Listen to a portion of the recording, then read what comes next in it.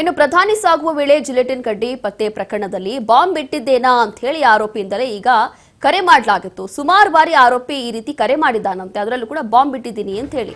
Police commissioner Seemant Kumar Singh ಕೊಟ್ಟಿರುವಂತಹ ಹೇಳಿಕೆ ಇದು. ಆರೋಪಿ ಕರೆ ಮಾಡಿದ ಮೊಬೈಲ್ ಸ್ವಿಚ್ ಆಫ್ ಮಾಡಿದ್ದ.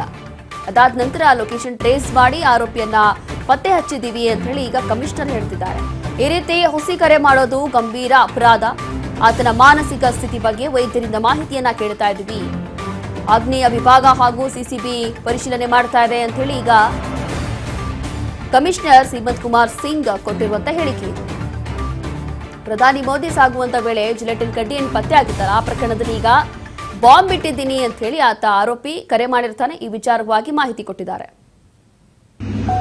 ನಿನ್ನೆ ಬೆಳಿಗ್ಗೆ ಒಂದು ನಮ್ಮ ಕಂಟ್ರೋಲ್ ರೂಮ್ಗೆ ಕಾಲ್, ಆ ಕಾಲಲ್ಲಿ ಒಬ್ಬ ವ್ಯಕ್ತಿ ಇಲ್ಲಿ ನಮ್ಮ ನಿನ್ನೆ ಏನೋ ಬಂದೋಬಸ್ತು ನಮ್ಮ ಬಂದೋಬಸ್ತು ನಡುವೆದಲ್ಲಿ ಒಂದು ಕಾಲ್ ಬಂತು. ಆ ಕಾಲ್ ಪ್ರಕಾರ ಒಂದು ಬಾಂಬ್ ಇಟ್ಟಿದ್ದೀನಿ ಅಂತ ಅವರು ಮಾಹಿತಿ ಕೊಟ್ಟರು. ಅದಾದಮೇಲೆ ಡಿಟೇಲ್ ಆಗಿ ಅವರು ಅದು ಕಾಲ್ದು ಎಲ್ಲಿಂದ ಬಂತು, ಯಾರು ಮಾಡಿದ್ರು, ಅದಾದಮೇಲೆ ಒಬ್ಬ ಜನಕ್ಕೆ ನಾವು ಡಿಟೇಲ್ ಮಾಡಿದ್ವಿ. ಅವ್ರು ಕೋರಮಂಗಲ ಲಿಮಿಟ್ಸ್ ಅವರು ಪೊಲೀಸ್ ಅವರು ನಿನ್ನೆಯಿಂದ ಈವರೆಗೆ ಕ್ವೆಶ್ಚನ್ ಮಾಡಿದ್ದಾರೆ. ಸದ್ಯಕ್ಕೆ ಅವ್ರಿಗೆ ಡಿಟೇಲ್ ಮಾಡಿ ನಾವು ಇನ್ನೂ ಕೂಲಂಕಷವಾಗಿ ಪರಿಶೀಲನೆ ಮಾಡ್ತಾ ಇದ್ದೀವಿ. ಅವ್ರು ಹೇಳಿದ ಪ್ರಕಾರ ಒಂದು ನಾವು ಬಾಂಬ್ ಇಟ್ಟಿದ್ದೀವಿ ಅಂತ. ಆದರೆ ನಮ್ಮದು ಇಲ್ಲಿವರೆಗೆ ವೆರಿಫಿಕೇಷನ್ ಪ್ರಕಾರ ಅವ್ರದ್ದು ಏನೇನು ಈ ಥರ ಅವ್ರಿಗೆ ಹ್ಯಾಬಿಟ್ ಇತ್ತು. ಸುಮಾರು ಟೈಮ್ ಅವರು ಬೇರೆ ಬೇರೆ ಕಡೆ ಕರೆ ಮಾಡಿದ್ದಾರೆ. ಅವ್ರದ್ದು ಮೊಬೈಲ್ ಫೋನಲ್ಲಿ ಗೊತ್ತಾಗ್ತಿದೆ ಮತ್ತು ಮೆಸೇಜಸಲ್ಲಿ. ಸೊ ನಾವು ಪರಿಶೀಲನೆ ಮಾಡ್ತಾ ಇದ್ದೀವಿ ಯಾಕೆ ಈ ಥರ ಮಾಡಿದ್ದಾರೆ. ಬಟ್ ಆಸ್ ಆಫ್ ನಾವು ಇದು ಒಂದು ಹೋಕ್ಸ್ ಕಾಲ್ ಅಂತ. ಪರ್ಟಿಕ್ಯುಲರ್ ಆಗಿ ಯಾವ ಏರಿಯಾದಲ್ಲಿ ಇಟ್ಟಿದ್ದೀನಿ ಬಾಂಬ್ ಅಥವಾ ಏನು ಐಟಮ್ ಇಟ್ಟಿದ್ದೀನಿ ಅಂತ ಇಲ್ಲ, ಯಾವುದು ಅಂತ ಯಾವುದು ಇಲ್ಲ, ಬಾಂಬ್ ಇಟ್ಟಿದ್ದೀನಿ ಅಂತ ಹೇಳಿದ್ರು.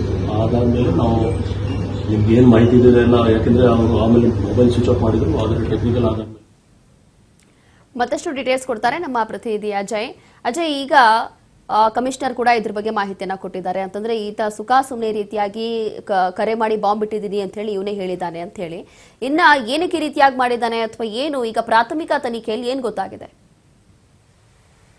ರೋಶ್ನಿ, ಏನು ಜಿಲೆಟಿನ್ ಪತ್ತೆ ವಿಚಾರಕ್ಕೆ ಸಂಬಂಧಪಟ್ಟಂತೆ ಒಂದ್ ಕಡೆ ಸಿಸಿಬಿ ಹಾಗೂ ಬೆಂಗಳೂರು ನಗರ ಪೊಲೀಸರು ಕೂಡ ತನಿಖೆನ ಮುಂದುವರಿಸಿದ್ದಾರೆ. ಇದರ ಬೆನ್ನಲ್ಲೇ ಇವತ್ತು ನಗರ ಪೊಲೀಸ್ ಆಯುಕ್ತರಾಗಿರುವಂತಹ ಸೀಮಂತ್ ಕುಮಾರ್ ಕೂಡ ಮಾತನಾಡುವಂತ ಸಂದರ್ಭದಲ್ಲಿ ಕೆಲವೊಂದಷ್ಟು ಮಾಹಿತಿಯನ್ನ ಕೊಟ್ಟಿದ್ದಾರೆ. ಈತ ಹಲವು ಬಾರಿ ಇದೇ ರೀತಿಯಾದಂತ ಬೆದರಿಕೆ ಕರೆಯನ್ನ ಮಾಡ್ತಾ ಇದ್ದ. ಆ ಒಂದು ಸಂದರ್ಭದಲ್ಲಿ ಪೊಲೀಸರು ಆತನ ಕರೆಸಿ ವಿಚಾರಣೆ ಮಾಡುವಂತ ಕೆಲಸ ಮಾಡ್ತಾ ಇದ್ರು. ಅವಾಗಲೂ ಕೂಡ ಅವರ ಪೋಷಕರು ಮಾಹಿತಿಯನ್ನ ಕೊಟ್ಟಿದ್ರು. ಆತನಿಗೆ ಮಾನಸಿಕವಾಗಿ ಸ್ಥಿಮಿತವನ್ನ ಕಳ್ಕೊಂಡಿದ್ದಾನೆ, ಹೀಗಾಗಿ ಆತನಿಗೆ ಟ್ರೀಟ್ಮೆಂಟ್ ಅನ್ನು ಕೂಡ ಕೊಡಿಸ್ತಾ ಇದೀವಿ ಅಂತ ಹೇಳ್ತಾ ಇದ್ರು. ಹೀಗಾಗಿ ಆತನನ್ನ ಕೆಲವೊಂದಷ್ಟು ಸ್ಟೇಟ್ಮೆಂಟ್ ಅನ್ನ ಮಾಡಿಕೊಂಡು ವಾಪಸ್ ಕಳಿಸುವಂತ ಕೆಲಸ ಆಗ್ತಾ ಇತ್ತು. ಆದ್ರೆ ನಿನ್ನೆ ಆತ ಕರೆ ಮಾಡುವಾಗ ಜೊತೆಗೆ ಅಲ್ಲಿ ಜಿಲೆಟಿನ್ ಪತ್ತೆ ಆಗಿದ್ದಕ್ಕೂ ಎರಡು ಕೂಡ ಮ್ಯಾಚ್ ಆಗ್ತಾ ಇದೆ. ಒಂದ್ ಕಡೆ ಪೊಲೀಸರು ತನಿಖಾ ಹಂತದಲ್ಲಿ ಈ ಜಿಲೆಟಿನ್ ಪತ್ತೆ ವಿಚಾರಕ್ಕೂ ಜೊತೆಗೆ ಈತ ಬೆದರಿಕೆ ಹಾಕಿದಂತ ವಿಚಾರಕ್ಕೂ ಯಾವುದೇ ರೀತಿಯಾದಂತಹ ಸಾಮ್ಯತೆ ಇಲ್ಲ. ಯಾಕಂದ್ರೆ ಈತ ಮಾನಸಿಕ ಸ್ಥಿತಿಯನ್ನ ಕಳ್ಕೊಂಡಿರೋಂಥ ವ್ಯಕ್ತಿ ಆಗಿರೋದ್ರಿಂದ ಈ ರೀತಿಯಾಗಿ ಮಾಡ್ತಿದ್ದ ಅನ್ನೋದು ಕೂಡ ಪ್ರಾಥಮಿಕ ತನಿಖಾ ಹಂತದಲ್ಲಿ ಪೊಲೀಸ್ನವ್ರಿಗೆ ಕೂಡ ಗೊತ್ತಾಗಿದೆ.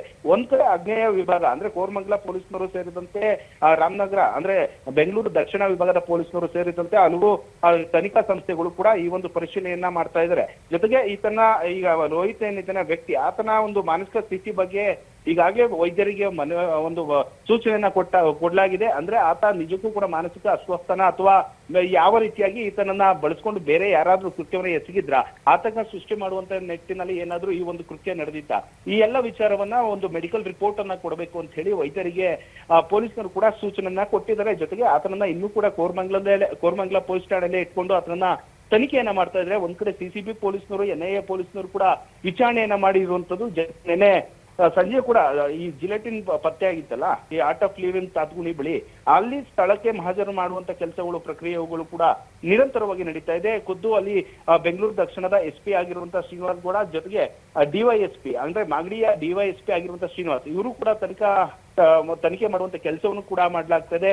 ಜೊತೆಗೆ NIA ಟೀಮ್ಸ್ ಸೇರಿದಂತೆ SGB ಸಂಸ್ಥೆ ಕೂಡ ಅಲ್ಲಿ ಸಂಸ್ಥೆ ಸೇರಿದಂತೆ ಕೆಲವೊಂದಷ್ಟು ಮಾಹಿತಿಯನ್ನ ಕೂಡ ಕೇಳಿದರೆ ಈ ಒಂದು ಪ್ರಕರಣದಲ್ಲಿ ಜಿಲೆಟಿನ್ ಬಂದಿದ್ದಾದ್ರೂ ಹೇಗೆ, ಜೊತೆಗೆ ತಂದಂತ ವ್ಯಕ್ತಿಗಳು ಯಾರಾದ್ರೂ ಇದರ, ಹೀಗಾಗಿ ಆ ಒಂದು ಸ್ಥಳದಲ್ಲಿ ಇರುವಂತಹ CCTV ಏನಾದ್ರು ಇತ್ತು ಅಂದ್ರೆ ಅದ್ರಲ್ಲಿ ಯಾವ್ದಾದ್ರು ದೃಶ್ಯಗಳು ಪತ್ತೆ ಆಗಿದೆಯಾ, ಈ ಎಲ್ಲ ವಿಚಾರಕ್ಕೆ ಸಂಬಂಧಪಟ್ಟಂತೆ ವರದಿಯನ್ನು ಕೊಡಬೇಕು ಅಂತ ಹೇಳಿ ತನಿಖಾ ಸಂಸ್ಥೆಗಳು ಕೂಡ ಸೂಚನೆಯನ್ನ ಕೊಟ್ಟಿದೆ. ಹೀಗಾಗಿ ಪೊಲೀಸರು ನಿರಂತರವಾಗಿ ಒಂದು ಪ್ರಕರಣವನ್ನ ಇಂಚಿಂಚಾಗಿ ಮಾಹಿತಿಯನ್ನು ಕೆದಕುವಂತ ಕೆಲಸಗಳು ಕೂಡ ನಿರಂತರವಾಗಿ ನಡೀತಾ ಇದೆ.